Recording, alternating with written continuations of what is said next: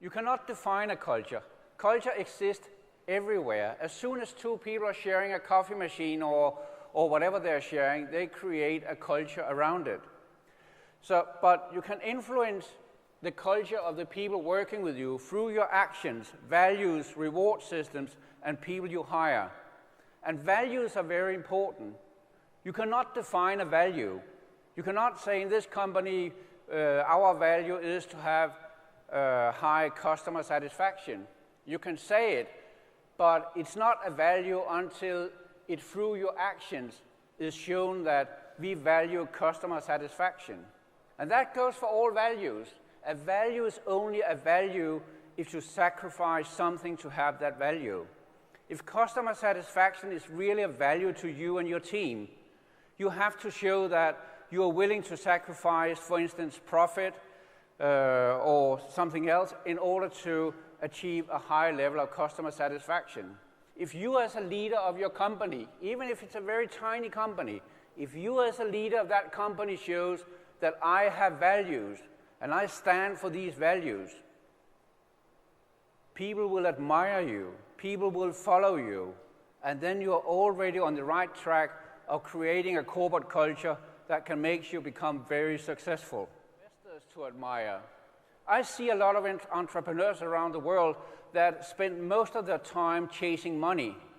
And I think it's a bad idea. It's bound to fail because, in my view, they have not done the most important thing, namely creating a vision that people admire and want to follow.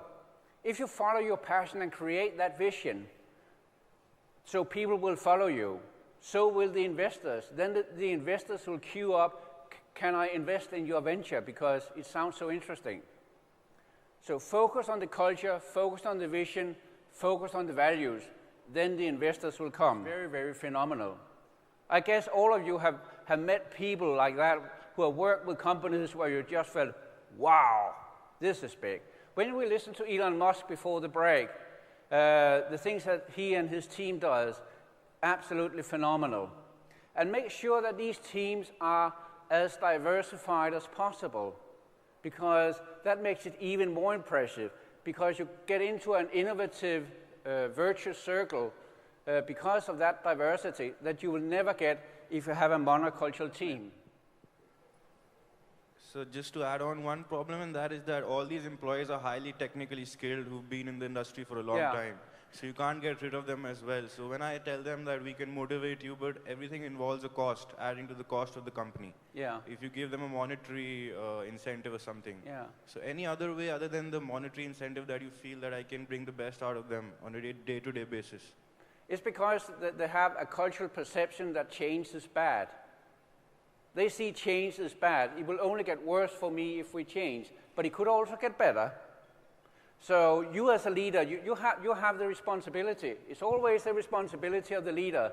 You have the responsibility to draw a road where you can see if we change, maybe you can make more money by working less, because these people who have been there for many years, they might not be so quick, they might not be so technical savvy, but they have experience. They're probably extremely good at talking with the clients.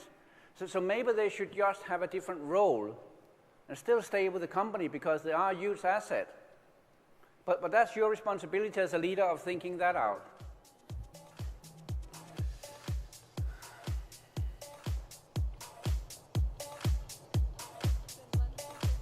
Thank you.